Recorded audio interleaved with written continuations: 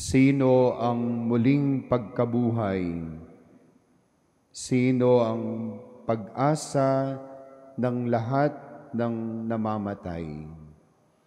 Itong mga tanong na ito, mga kapatid, ay sinagot ng ating Panginoong Jesucristo o pinahayag niya sa gitna ng kalungkutan ni Marta at ni Maria sa pagpanaw ni Lazaro.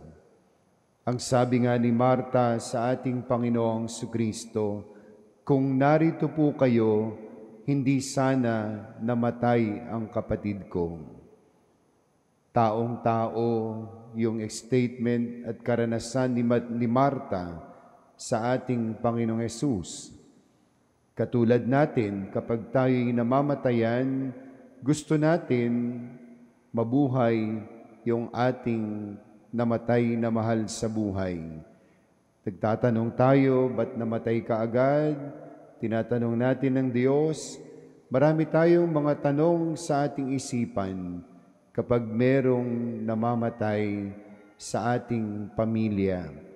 At madalas nga, mga kapatid, ayaw natin. Katulad ni Marta, sabi niya kay Jesus, kung nadito kayo, di sana namatay o di sana namatay ang kapatid ko. Pero sa gitna nun, sabi naman niya, naniniwala naman po ako sa muling pagkabuhay. Doon na, mga kapatid, sinabi ni Jesus, ako ang muling pagkabuhay at ang buhay. Ang nananalig sa akin, kahit mamatay, ay muling mabubuhay. Si Jesus, ang ating Diyos, ang Mesiyas, ang tagapagligtas, mga kapatid, ang pag-asa natin habang tayo'y nabubuhay at sa oras ng ating kamatayan. Kaya nga, nagsusumikap tayong magsimba, magpakabuti, magpakabanal, kaya tayo nagkakawang gawa sa ating kapwa, kaya tayo tumutulong sa ating simbahan, dahil gusto natin, mga kapatid, na magkamit ng buhay na walang hanggan. Na ginagawa natin ang lahat ng ito sa ating buhay pananampalataya upang pagdating ng wakas ng ating buhay dito sa lupa, tayo makarating sa buhay na walang hanggan. Dayan ang ating pag-asa sa ating Panginoong Jesucristo. Dayan, mga kapatid, ang ating goal. Yan ang ating pinaka-final goal sa ating buhay, na makarating tayo sa buhay na walang hanggan.